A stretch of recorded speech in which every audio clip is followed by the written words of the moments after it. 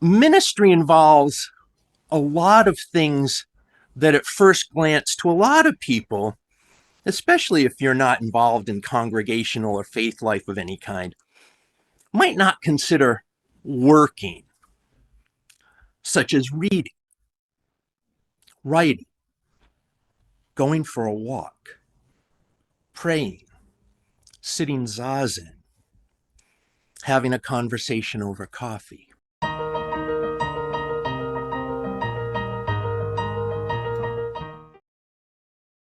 This morning, actually kind of the rest of the month, I would like to reflect on the interdependent nature of congregational relationships. And this morning, I'll focus a little bit on the relationships of church staff to each other in the congregation and the relationships of ministers to a congregation. And in a couple weeks, when I'm back again, I'm going to focus on the relationship of members of a congregation to each other, right, like this, and also the relationship of member congregations to each other in our bigger association.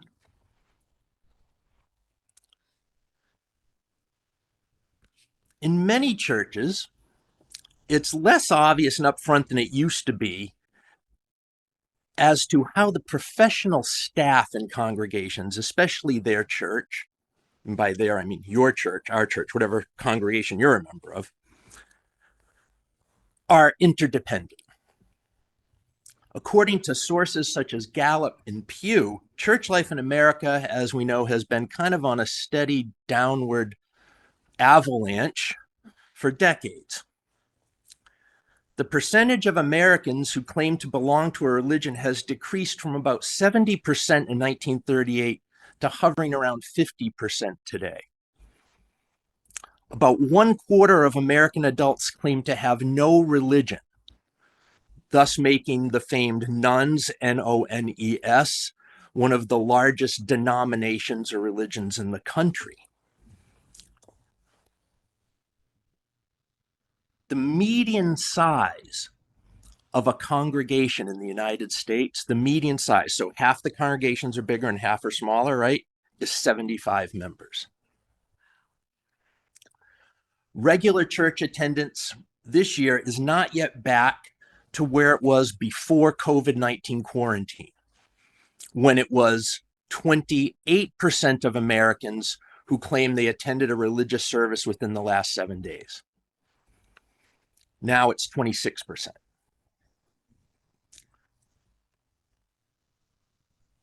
Just being here this morning makes you different from 3 out of 4 Americans. And so the experience, given all of that, of most church staff is much different than it once used to be. And the differences in church and religious culture in our country and our society in general really impact the way people who attend church and who serve churches interact with each other and with the people they serve. A story to illustrate. 20 years ago, it's 20 years ago, all right, 20 years ago, I began a ministerial internship at a large Unitarian Universalist congregation in the Boston suburbs with over 400 members. Average Sunday attendance was closer to 200 than 100. The church staff consisted of, get ready for this, a senior minister, an assistant minister, the ministerial intern, they had one every year, it was me for those 2 years, an administrator, a religious education coordinator, a religious education assistant, a bookkeeper, and 2 sextons. All were full-time, except me, the bookkeeper, the RE assistant, and 1 sexton. The music program, you'll notice I didn't even mention the musicians. The music program was so big, it was kind of its own separate entity. They had their own thing going on. They had an organist and a music director and hired 4 section soloists, soprano, alto, tenor, bass for their choir every Sunday. The preacher got to pick 2 hymns for a Sunday service, and the music thing carried all its own weight and told you what they were going to do. Every week, my work week began on Monday morning at 10 a.m. And the first thing on the agenda was a 2-hour staff meeting. The first item on the agenda every week was buildings and grounds, because after that, the sextons left. The entire staff, the 2 ministers, the religious education director, me, we went over the week's calendar and announcements with the administrator, and topics were picked and who was going to write what for the weekly printed and mailed to your home parish newsletter, which had to go out by 3 p.m. Tuesday. It wouldn't get to everybody by Thursday or Friday before the weekend. We all learned all the non-confidential updates about what was going on with everybody in the congregation, who was sick, who was in the hospital, who needs somebody to call and say hello, what appointments everybody had that week. We brainstormed things like the time for all ages together and some other things, whatever they might be going on. It was an amazing experience. It was a big team, and it was a team, and I was part of that team. We depended on each other, and we shared ministry to the congregation with the congregation in very real ways. We were interdependent, pretty much as you got. We were also independent. Each of us had our own responsibilities and different teams in the congregation we worked with. And I know now more than I knew then that I didn't know half of what was going on in that congregation.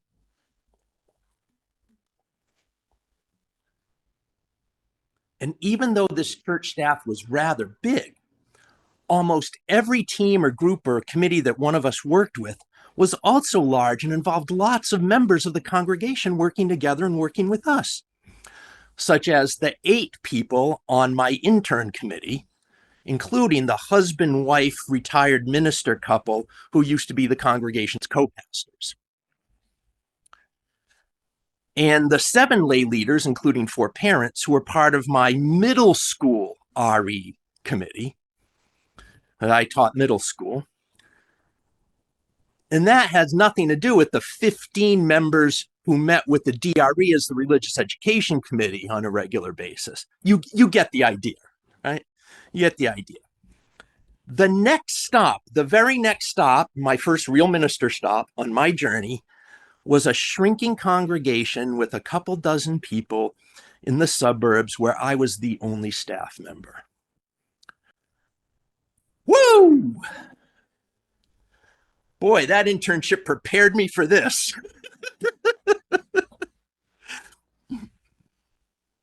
And the rest of the journey has been all over the place in terms of what staff was there, how much and how closely we worked. Today, at the other congregation I serve, like way back in the day, I am the only staff. Here, where it's the land of milk and honey, we have 4, count them 4, half-time staff people, which is awesome because we get to have things like the color purple before the sermon, which is really hard to have happen in other places I've been. It's amazing, absolutely amazing. All of us, however, me, Jerry, Reverend Sierra Marie, we all have other jobs. Jobs that require not only our time and attention, but require us to physically be present at other workplaces once in a while. That's a lot different from when I was a ministerial intern. It can be tough just getting all 4 of us together to have a video conference, never mind in the same room at the same time. And yet we work together well. I think there's a certain element of, pay no attention to that man behind the curtain thing to church staffing these days, because it's even harder than it used to be to really see what's going on and how stuff works. I was really happy coming here to have other staff to work with. As you note from various experiences I've had, what the difference can be. And yet, one of the things I realized, much to my chagrin, was how absolutely out of practice it was working with other staff. Because my journey's been in so many different places since, very few with lots of other staff.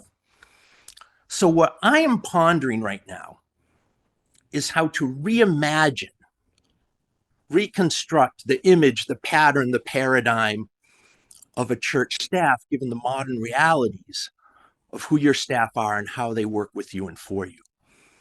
And I think that's a great thing. As church staffing, just by and of itself, is in a completely new era right now. Old formats and formulas, in many ways, don't live up to lived realities. So we need to create efficient and effective ways to do ministry. In the new UU World magazine, which by the grace of the Almighty came yesterday, so I had to add my sermon at the last minute, there was an article emphasizing the 20-year growth period of what we've termed shared ministry in the last generation, of the staff with the other staff and the staff with the congregation. And one thing it mentioned really helped zero me in on something yesterday as I was reading this. It mentioned, let me get this right, that the old patterns of hierarchy are being replaced with lateral and collaborative structures. And it occurred to me, that's the feeling of feeling off I've had being here working with the staff.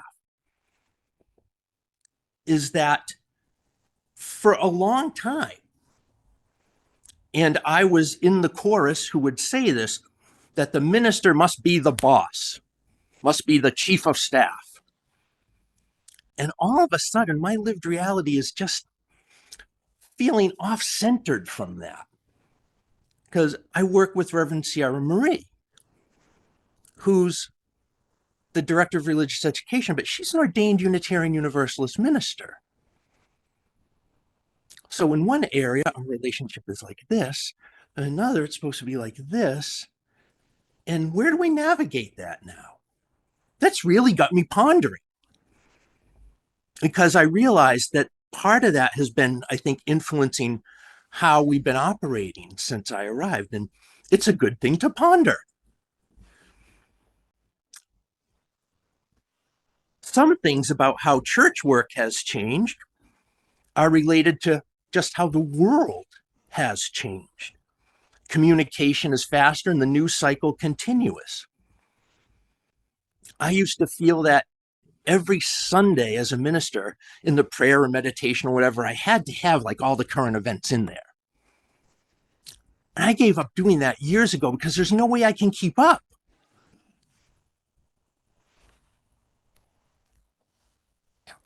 Another thing that's changed is that people, and thus employees or staff or ministers, are now constantly reachable.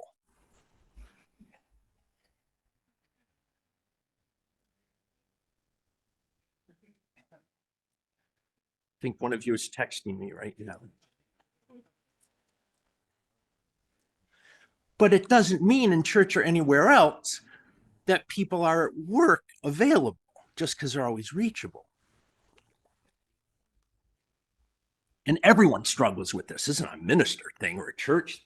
Everybody struggles with this now. So the world is renegotiating what it means to do your job, basically.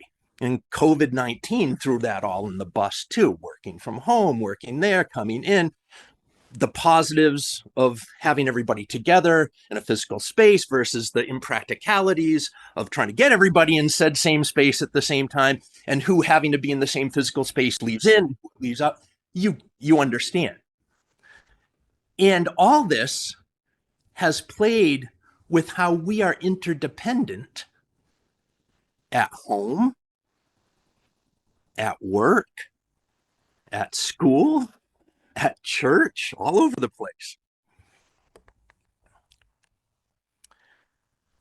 the nature of being a place of employment has changed too for churches.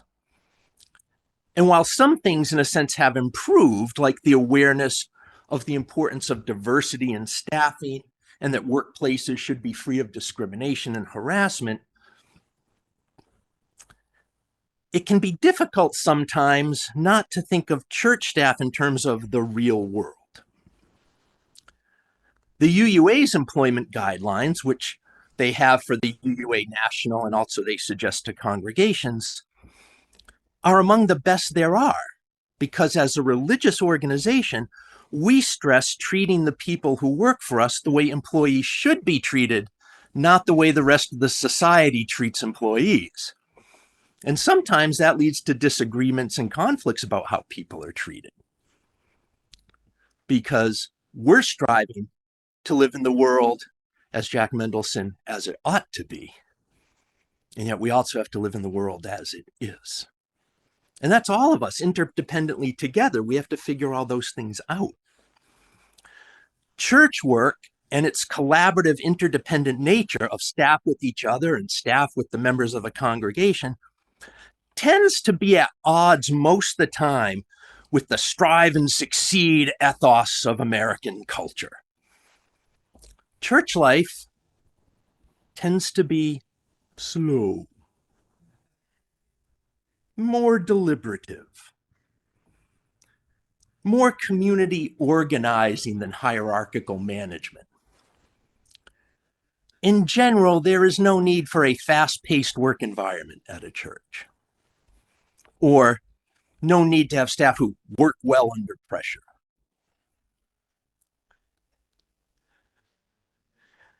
The ministry we do together is best done without sending people into fight, flight, or freeze mindset.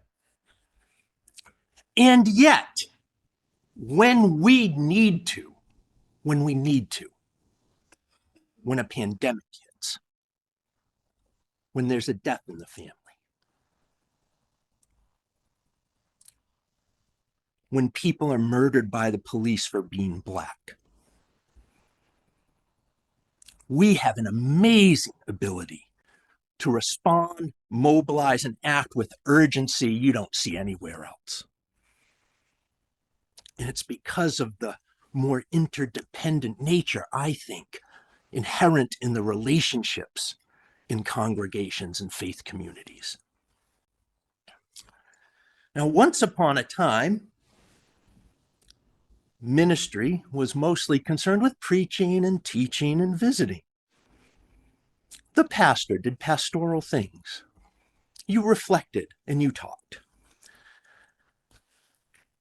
The things I have done and been responsible for in ministry, especially over the last even few years, include, but are not limited to, preacher, teacher, HR manager, leadership consultant, webmaster, newsletter and online content editor, graphic designer, marketer, video producer, video and sound editor, sound engineer, community organizer, development director, outreach coordinator, fundraiser, public relations director, public health director, event and security bouncer, groundskeeper, and sexton.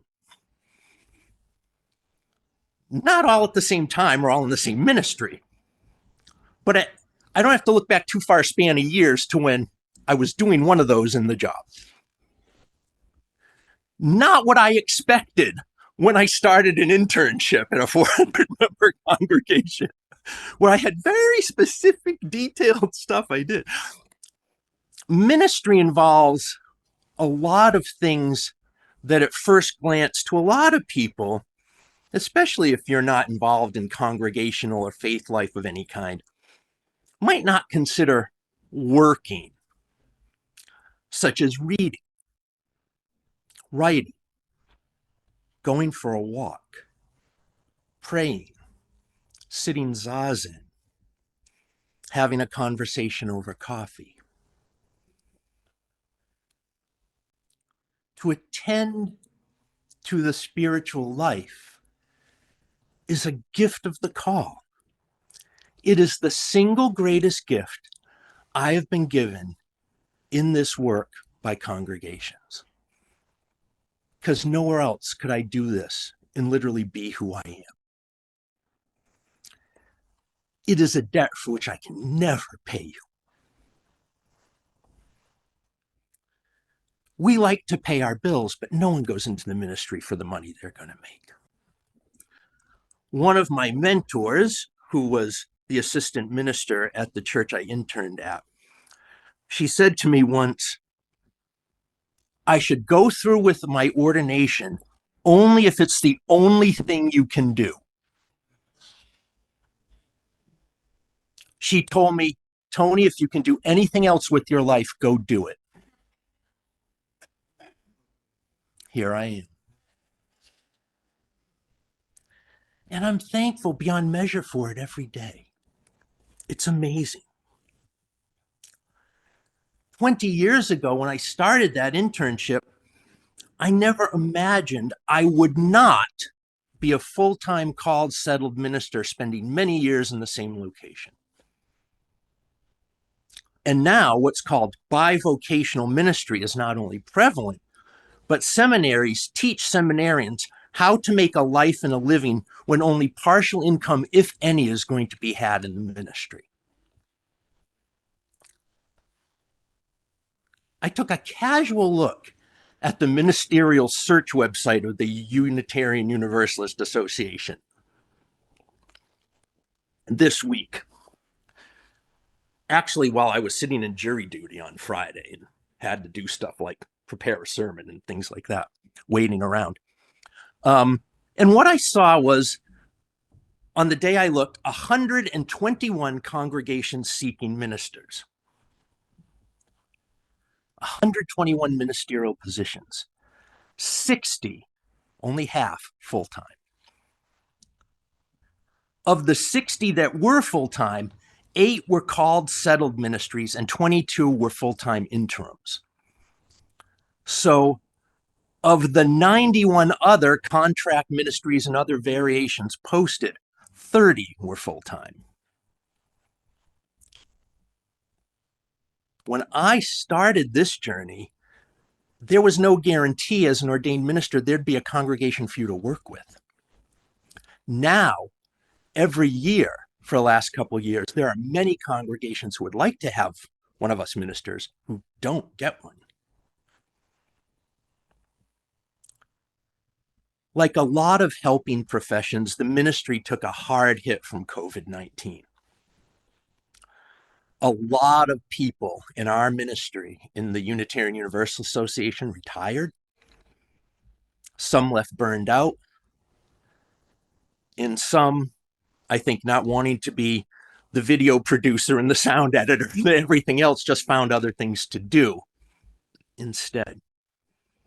And yet, even in this climate for which we are thrown together in an interdependent symbiosis, even in this climate, I firmly believe that Reverend Jack Mendelsohn is still right. The future of the liberal church is totally dependent on great congregations and skilled, effective, dedicated ministers. Because the strangest thing about that relationship of minister to congregation, of me to you, is we create the greatness in each other. And this is the very essence of interdependence. I can only be what I am capable of being with you. And you can only be what you're capable of being with me. And with the person next to you and 2 rows behind you, and you get it. It is this sense of interdependence that we can only be our best when we are with each other, that requires a lot from us. It requires a lot of honesty, requires a lot of vulnerability. It requires a lot of kindness and compassion when we'd rather be grumpy and ornery. It requires the willingness to continually work at the relationship. Because I will be so honest with you, I am not and cannot be like any other minister you've ever had, or that you've even known or known about. And I know, and believe me, I have to remind myself of this too. Like, you cannot be any other congregation I've worked with or that I've known. That's part of the singularity of the cool interdependence of the creating greatness with each other, is that each relationship is unique. So I need your help always to know how to best minister you and how to minister with you. I cannot be all you want me to be and all you want me to do. Even full-time ministers have no chance of doing everything a congregation would like them to do. But I can guarantee you something. I can be and I can do what you need to thrive and be great. And I know you can do that for me. And I know that this can be beautiful. I wanted to talk about this today because when I looked at the calendar and I realized we got bridging and this and that, and I'm like, I don't have any other Sunday to talk about some of this until June except this Sunday. So it kind of flipped around what I was going to do with interdependence, but I think it was important because I feel like part of what my role is to check in with you. Right now, I'm working on my schedule for next year. And what I want to do is maximize the ability to be present in some ways that I couldn't.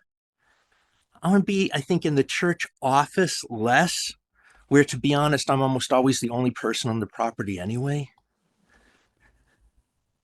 And maybe if there's something else I can be at by not being there all the time, even though it may not greatly increase the amount of time around, it will seem like I'm around more, which is great. If there's something you would like me to be at or involved in, ask. I'll be honest about my ability to do it. But we can always work stuff out.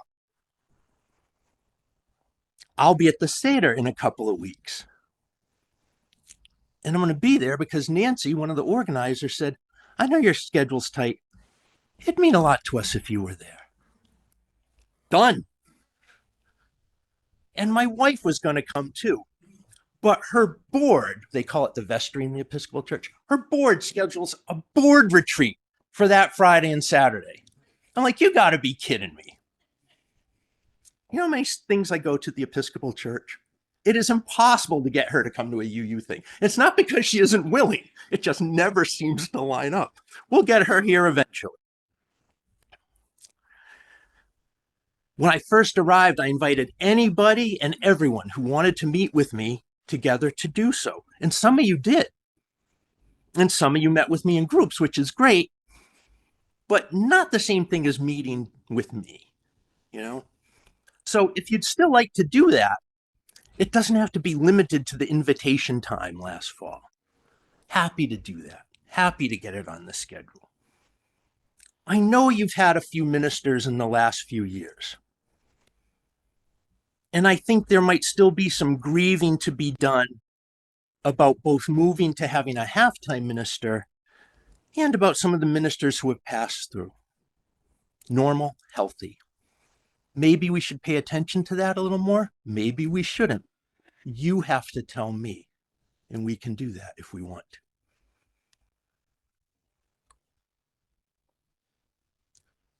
We're still new. 1 year, still learning about each other, getting to know each other. But I'll tell you this, I know that I already depend on you in many, many ways. Can't do anything here without a lot of you helping. This is not full of ego. Did you enjoy this morning's program? That ain't just me. There's a whole team of people who work on Sunday morning here, and they're awesome. And it includes Jerry, who we can't sit at the table with us due to time, and Sierra Marie, who can't get there with us, but does include one of your board members. It's awesome. It's a great creative groups, amazing. Membership committee, amazing. Your board's a very good board. I've been doing this for 20 years. I've worked with some congregational boards I will not say anything about because it's unethical.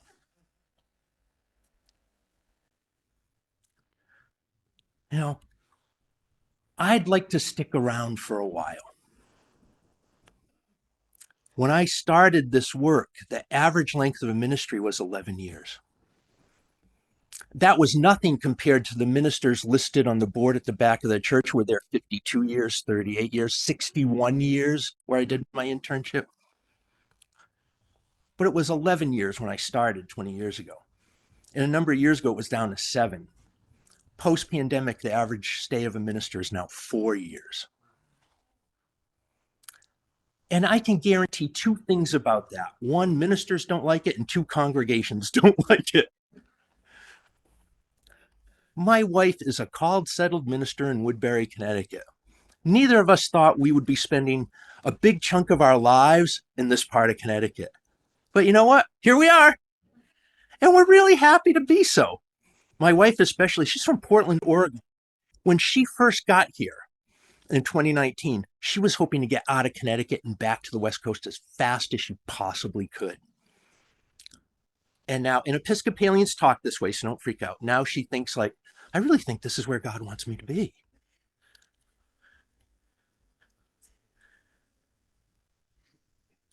So I would love to be around a long time because the longer we work together, the greater we can make each other.